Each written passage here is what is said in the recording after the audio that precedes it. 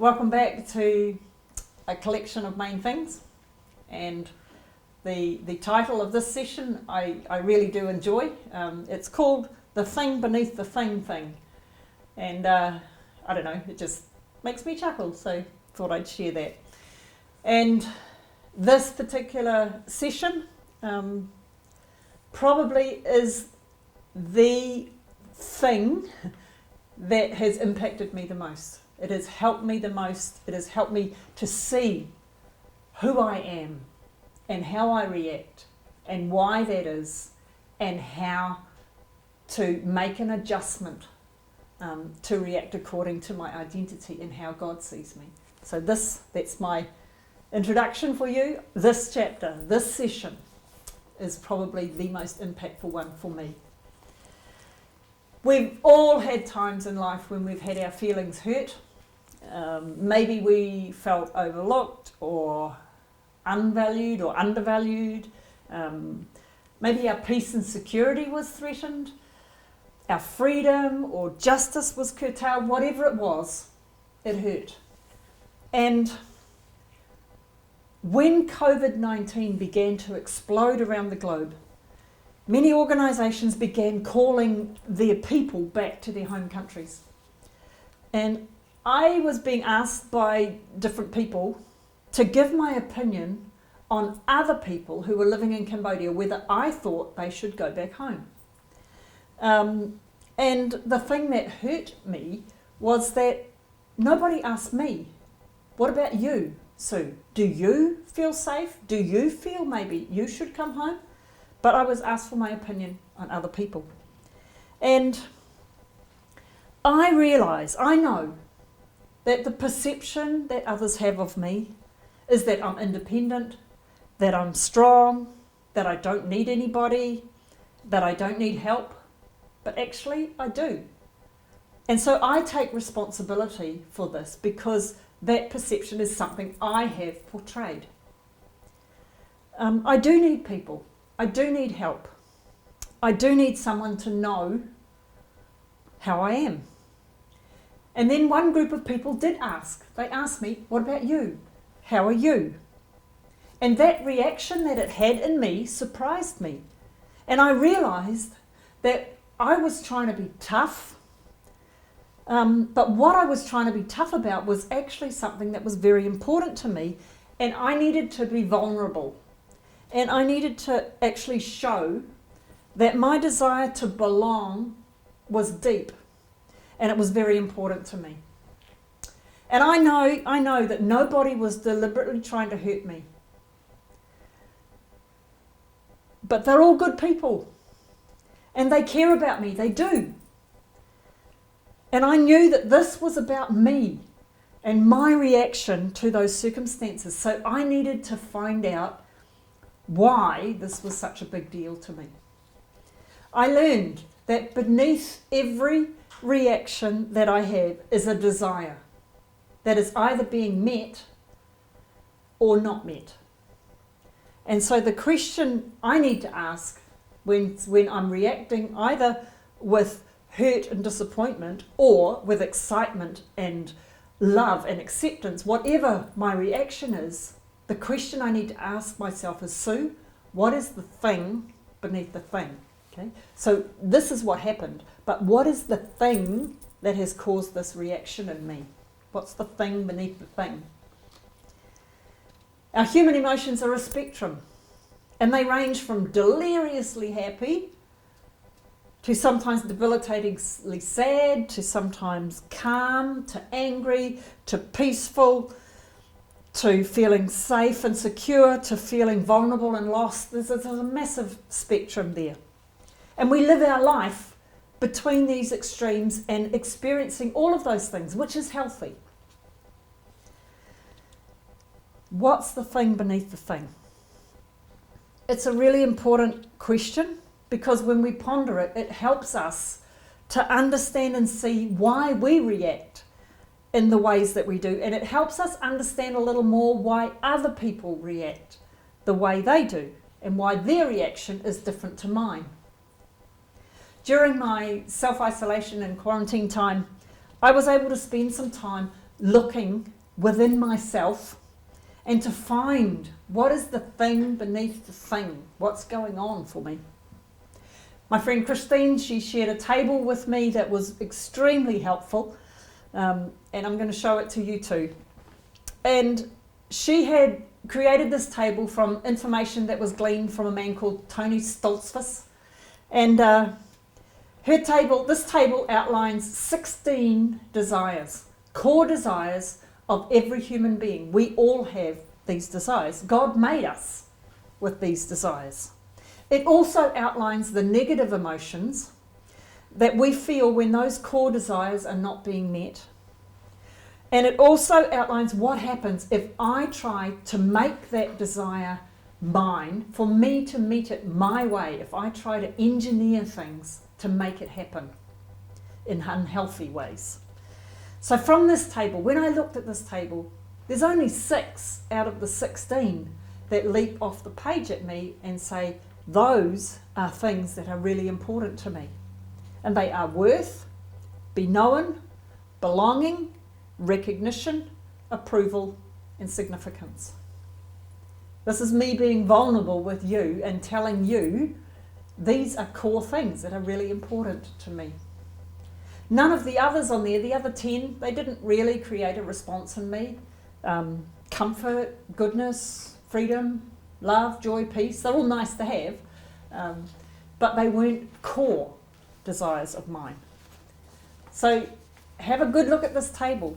If you want to pause so that it's there in front of you and you take some time to really look at it, do that, because there's a lot in this table. But there will be different core desires that pop off the page for you, different to mine, because they are your core desires. I've shared with you mine. When I look back at situations or events in my life that have annoyed or frustrated or hurt me, I find a core desire that's being ignored or stood on. And then when I look at situations or events that have evoked excitement and a very positive emotional reaction in me, I find a core desire that was being recognised and honoured. The Serenity Prayer, it's made famous by Alcoholics Anonymous. It's a prayer that they use all the time. But it reminds me to have the courage to change what I can and the serenity to accept what I can't change. I can't change other people and their deeply held beliefs and their default ways being triggered in me. I can't change that. What I can do though is recognise which desire is being triggered in me and make the adjustment in my mind and the opportunity to change and receive that desire from God, because God created us in His image with all of these 16 core desires. He created those and put those in us deliberately so that when we feel the need for this desire, we will go to Him and we will get our core desires met in Him. I just want to outline a couple of these desires for you.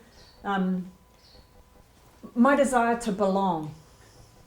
Whenever I feel that I don't belong, instead of trying to draw comfort from others and to ease my sense of not belonging, I can make the adjustment. And I can remind myself, I belong to God. I'm a child of God. And that is the most secure relationship that I could ever have.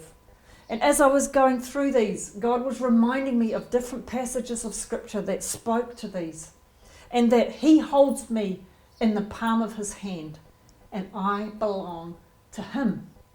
The best place and the best person that I could ever belong to. One of those verses is 1 John 4:4. And I have quoted this verse so many times, but until I did this, I didn't realise I was only quoting the second half of that verse. What I've been quoting is, greater is He that is in me than he that is in the world. Yeah, greater is He that is in me than he that is in the world. But I read that verse, I looked it up, and the first half of the verse says this: little children, you can be certain that you belong to God. and have conquered them, for the one who is living in you is far greater than the one that is in the world. See, the reason that I can be confident that greater is he that is in me than he that is in the world is because I belong to God. Little children, you can be sure you belong to God. See, if I make the adjustment and I get my core desires met in God, my desire for belonging, if I get that met in God, there is a whole nother level of security and confidence that is there than if I'm trying to get that met in other people. Another desire of mine is to be known. I love sitting in a coffee shop across the table from one person and just talking, the two of us, and sharing, and me knowing them and them knowing me. And when I'm feeling alone sometimes and I feel like no one really knows me, instead of bringing attention to myself and trying to have people engage with me and get to know me, I can make the adjustment. And I can remind myself that God is the one who knows me. He knows me better than I know myself. My deepest thoughts are known to him. And I don't need to find words to describe how I'm feeling because he knows me. And he knows my deepest feelings already. And a classic scriptural passage for this is Psalm 139. And it talks about, you know me and you knit me together in my mother's womb. You put me together with these desires on purpose so that I would look to you for the meeting of these desires, not to people around me. One more. My desire for approval. When I'm feeling maybe uncelebrated or passed over, this is very vulnerable to talk like this, but instead of trying to make things happen that will make me look famous and noticed and hopefully approved of, so I get my need for approval met those ways, I can make the adjustment. And I can remind myself that God approves of me. That he is where my approval, my recognition, my significance, all of that comes from him. He is the one who has placed the calling on my life. The things that I do come from his calling that he has put on my life. And when I'm living my life according to the calling God has put on me, that's where my approval comes from him.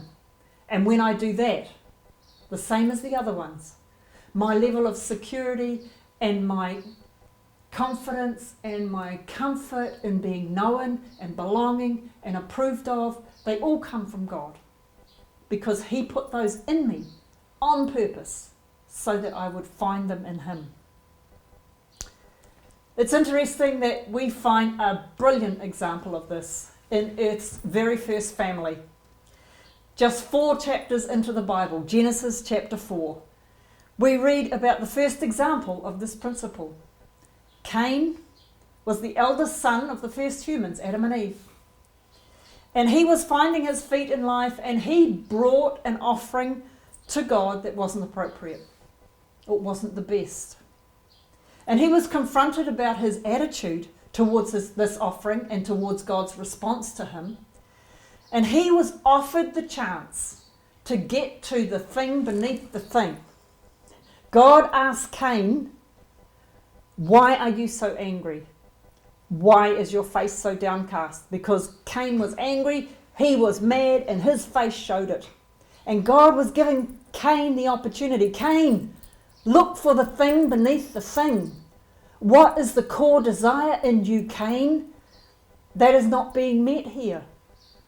And if we look at this table and you flick through it, maybe it's approval, maybe it's love. Because when I look at love, what it looks like when it's not being met is rejection. And what it looks like when we try and manufacture it ourselves and make it happen in unhealthy ways is jealousy. And that sums up where Cain was at this time. But God was giving him the opportunity to find the thing beneath the thing for him and to make the adjustment and to get that need for love and approval met in God. Just having a conversation with God. I want to give you an offering that is approved of. And God would have told him what it was all about. But Cain, he never went there. So sad. His life went downhill from this point, and he took his entire family and future generations with him.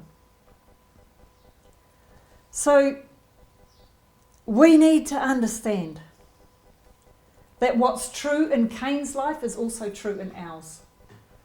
That our actions and our reactions, they have impact far beyond us.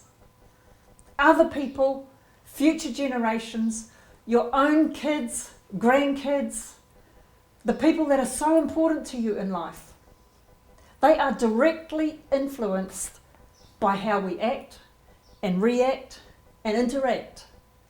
But when we discover what's the thing beneath the thing, our reaction and our actions then are based on us meeting those needs in God, and our reactions and our way of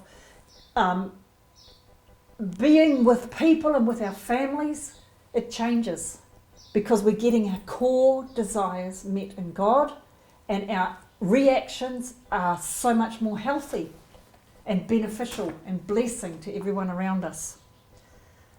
I will never get my desires met in people.